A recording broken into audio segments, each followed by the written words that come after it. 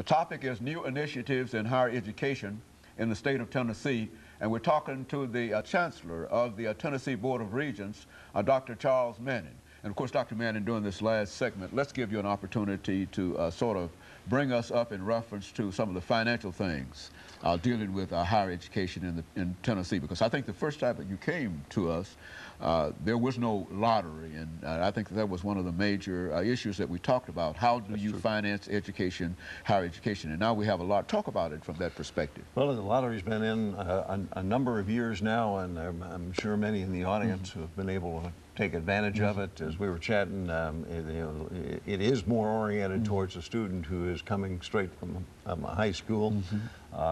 You know, a couple of different programs. You get a little bit more money if you're scoring higher on ACT tests and grade points, and you can still get in with something that is less than a 3.0 and take advantage of it. But right now, you have to have a B average in college to maintain it. And a couple pieces of advice I guess I'd pass on. One is, you know, it's you know, sometimes it's I guess it's harder when you get into college to maintain that B than it was in high school. And you gotta get on it right away. Good. And keep working at it. The other is that to be a full-time student, you have to take 12 hours. To be on the lottery, you have to take 12 hours. But you know, if you take just 12, that's all you sign up for. You start to get in trouble with one of them. You have nothing to fall back on, and you're probably better off if you if you take more than that. That would allow you to drop a course, for example, and still be enrolled. It allows you to work on other courses, maybe have the higher grade, if you're getting something. Don't stand too close to the edge in a real sense, because you know if you leave after 11 with 11 hours, then you need 12. You're too close to the edge. And so that's an issue and a problem. And you know, one of the things we model a program, not exactly, but to a great extent after the one program that was in Georgia. You know, in Georgia, as has been found in Tennessee, about half the students that come in with a scholarship lose the scholarship because of that B average. I know that the governor and the General Assembly are looking at that pretty hard, even though that was kind of what was planned and expected. On the other hand, when it happens to you, you feel somewhat different about it. And so I wouldn't be surprised to see, I know the serious consideration on you know, saying you have to maintain a 2.75 rather than a 3.0 as doing it.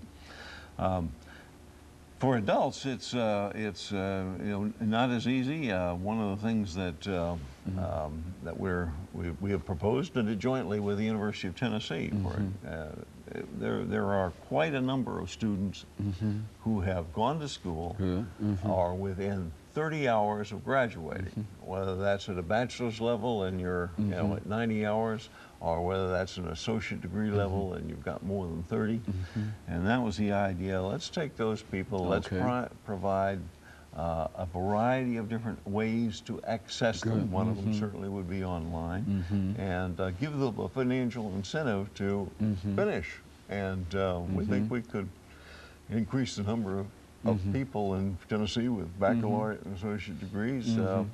That would increase the number of teachers. It would also increase the number of teachers, even nurses. Well, absolutely, and they would become eligible for lots of different kinds of jobs. The teaching would add, you'd have to add certification, but we've got that available online as well. And so lots of people, they get into a situation where they've made a geographic decision, if you will. They've decided because they're married or their job, you know, and they've located in a particular place, and there may or may not be an institution of higher education close by.